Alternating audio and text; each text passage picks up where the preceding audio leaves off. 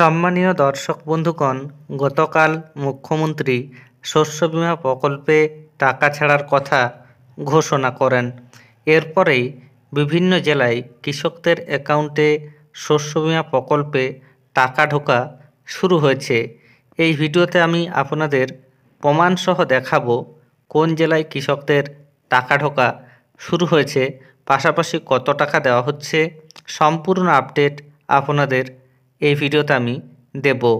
এর আগে অনুরোধ, চ্যানেলে নতুন হয়ে থাকলে ছোট্ট চ্যানেলটি সাবস্ক্রাইব করে নোটিফিকেশান অল করে রাখতে ভুলবেন না, এবং যেসব ব্যক্তি ইতিমধ্যেই সাবস্ক্রাইব করে রেখেছেন তাদের জানাই অসংখ্য ধন্যবাদ।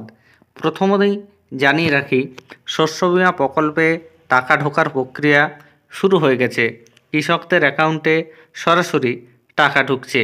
আপনি টাকা পেয়েছেন কি পাননি বা পাবেন কি পাবেন না জানার জন্য সরাসরি গুগলে চলে আসবেন।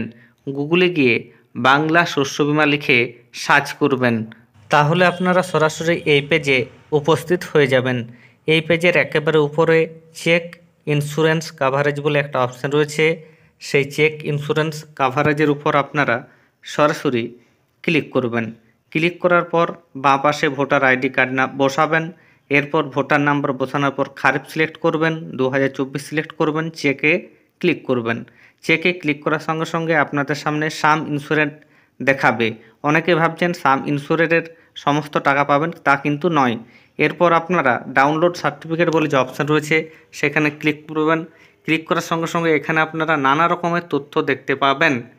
এর মধ্যে সবথেকে গুরুত্বপূর্ণ হচ্ছে অ্যাপ্লিকেশন আইডি। এই যে অ্যাপ্লিকেশন আইডিটি আপনারা দেখতে পাচ্ছেন, আমি আপনাদের দেখিয়ে দিচ্ছি। সেই অ্যাপ্লিকেশন আইডিটি আপনারা সরাসরি কপি করবেন। কপি করার পর নিচ দিকে চলে আসবেন। 5 নম্বরে যে একটা অপশান রয়েছে সেখানে একটা লিঙ্ক রয়েছে, সেই লিঙ্কের উপর আপনারা সরাসরি ক্লিক করবেন। লিঙ্কে যখনই ক্লিক করবেন এরকম একটা অপশান আপনাদের সামনে খুলে যাবে। এখানে কোনো কিছু পরিবর্তন করার প্রয়োজন নেই। যেটা কপি করেছিলেন সেটা এখানে বসিয়ে দেবেন। বসানোর পর যে ক্যাপচা রয়েছে, যোগ বিয়োগ যা আসবে সেটা বসানোর পর আপনারা সার্চে ক্লিক করবেন। সার্চে ক্লিক করার সঙ্গে সঙ্গে আপনাদের সামনে একটু লোড নিতে সময় লাগতে পারে। দেখুন, সমস্ত তথ্য খুলে গেছে। এখান থেকে আপনারা কৃষকের নানা তথ্য পেয়ে যাবেন। কৃষকের যে অ্যাকাউন্ট নাম্বার তার 4টি ডিজিট আপনারা দেখতে পাবেন।